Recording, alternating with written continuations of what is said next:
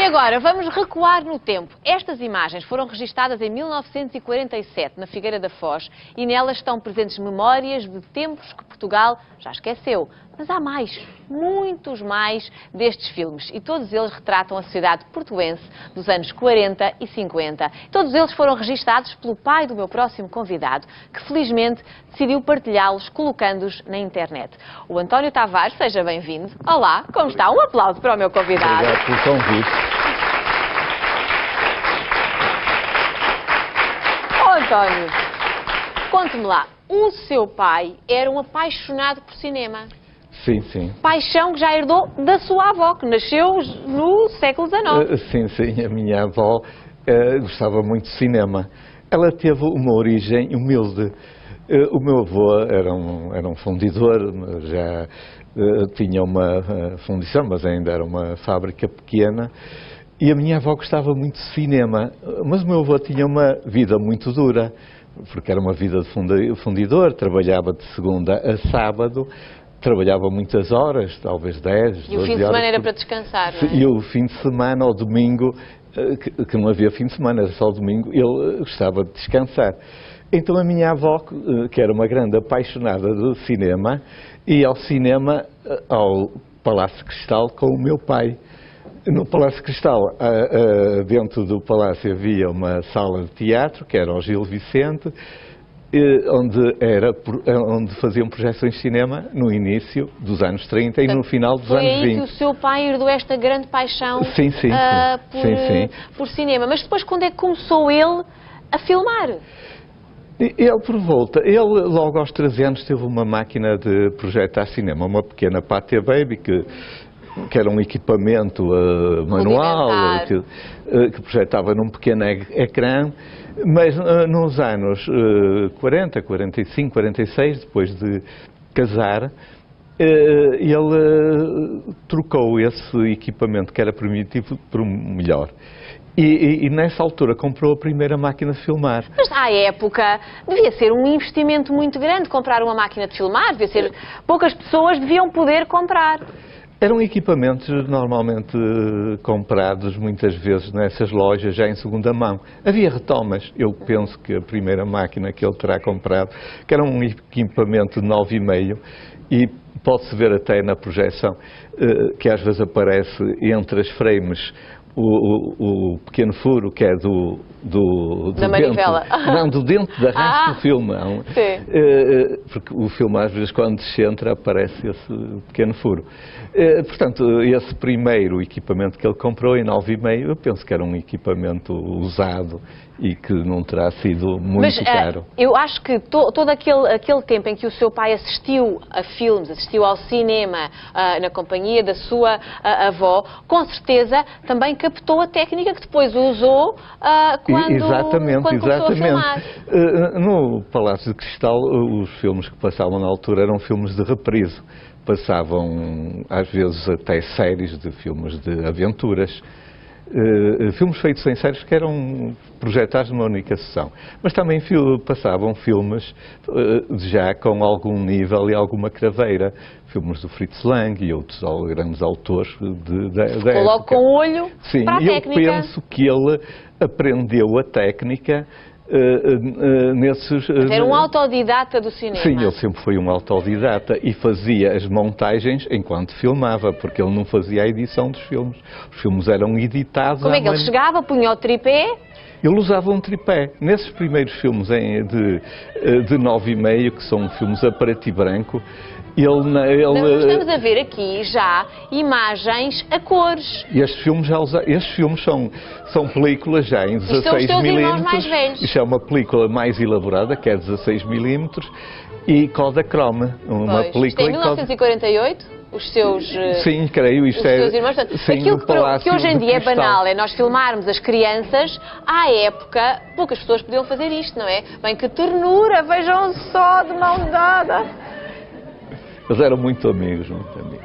Muito, muito bonitos. E depois, o enquadramento, a maneira como está filmado, a edição, que no fundo ele fazia edição à medida que ia fazendo a montagem à medida que ia filmando. Tinha logo olho para o trabalho ele final. Ele filmava já e na altura, mentalmente, ia criando o filme. Que amor, que amor!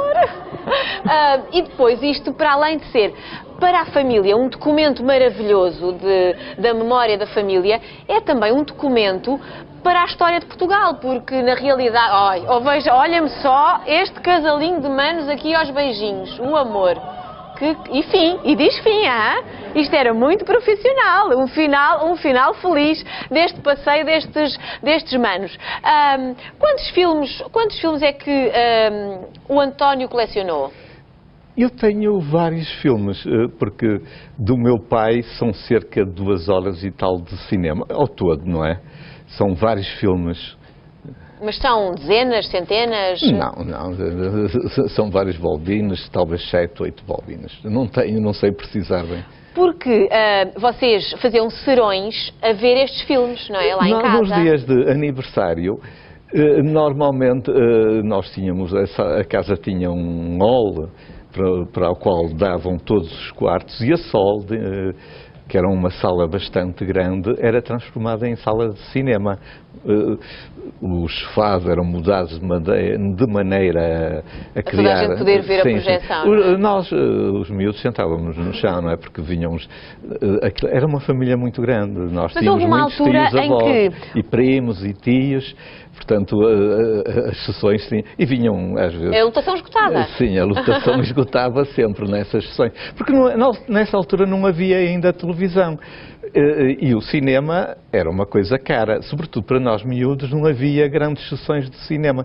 Porque os escalões etários, que eram na altura 6, 13 e 18 anos, normalmente só previam cinema para os mais Eu há bocado dizia que estes são um documento para a família, mas são também um documento para o país. Porque nós estamos a ver imagens, creio que é da construção da Ponte da Arrábida, que o seu pai filmou. Portanto, isto, do ponto de vista histórico, até para a cidade do Porto e para o país, são documentos importantíssimos, até pela qualidade que o filme ainda tem. E estamos a ver aqui estas imagens. O seu pai conseguia conciliar a profissão com o sair para ir filmar um bocadinho e ter noção de que estava a deixar um documento para o país? E ele filmava na altura de ócios, nas férias. Os filmes eram feitos normalmente nas nossas férias. Este terá sido feito num fim de semana, num domingo, porque trabalhava... Umas panorâmicas extraordinárias, muito bem feitas, parece um profissional a fazer, não é?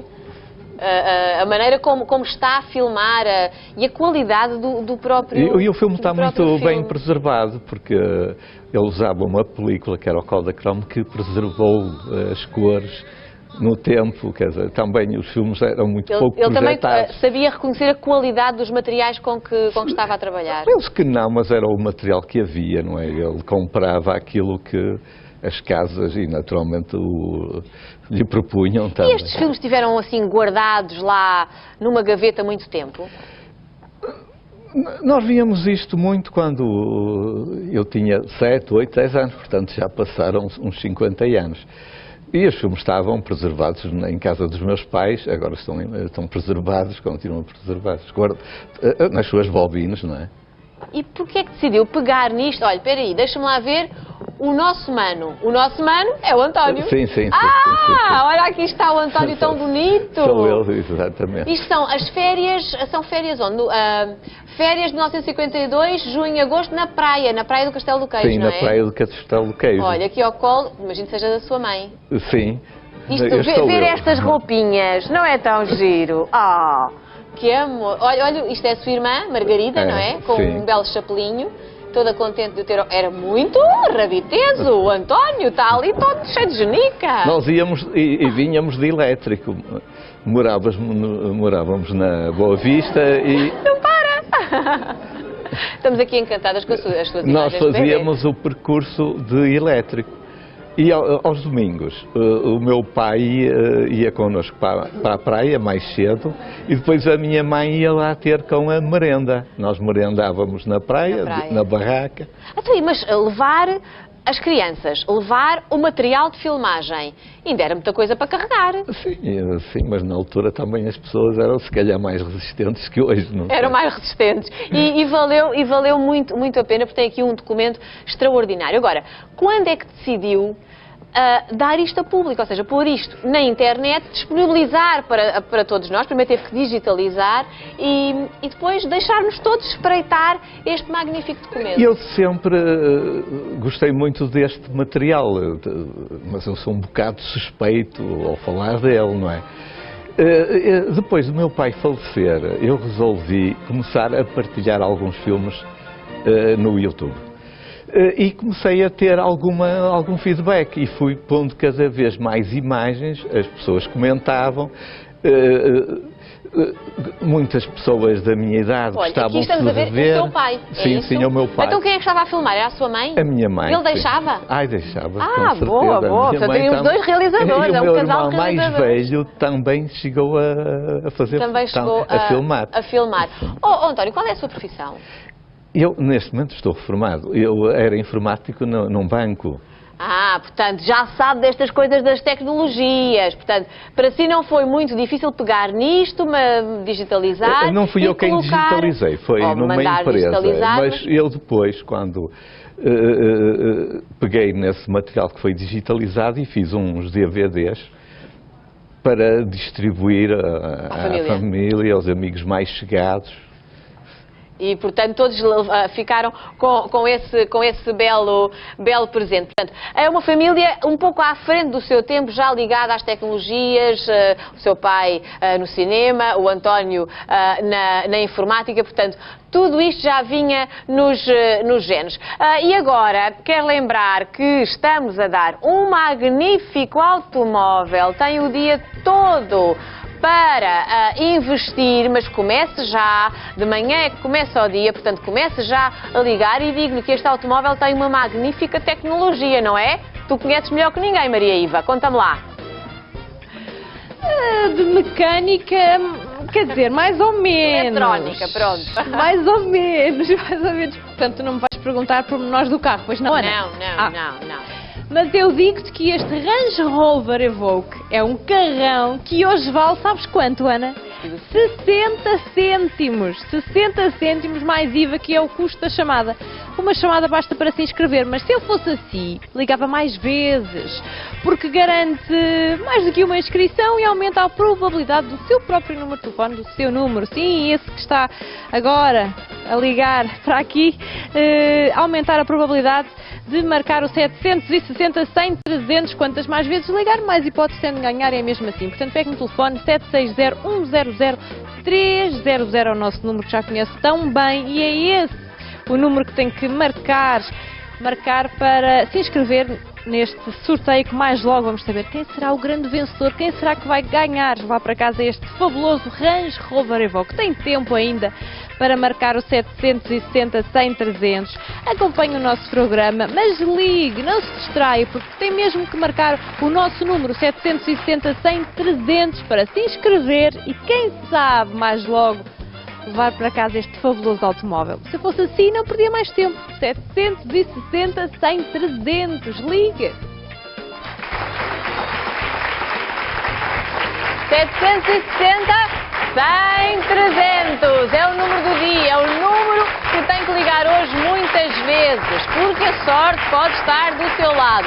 Ora, António, digo-lhe que assim que acabar o programa vou espreitar no YouTube estes filmes que são absolutamente deliciosos. São um documento extraordinário da vida familiar desta época, mas também um documento fantástico para o nosso país. Bela ideia de os ter colocado para todos nós vermos no YouTube. São maravilhosos. Olha, eu ficava aqui agora a ver, continuamos aqui a ver imensos filmes. Eu penso que isto é o Palácio de Cristal, não é? Que foi demolido, entretanto reconstruído. Aqui vemos a construção do pavilhão Rosa Mota. Do atual pavilhão Rosa Mota. Portanto, eu acho que a Câmara do Porto devia estar aqui atenta a esta nossa conversa e de alguma forma aproveitar estes maravilhosos filmes que são um documento da cidade do Porto. António, muito obrigada. Um grande aplauso para o meu convidado. Obrigado. Obrigada.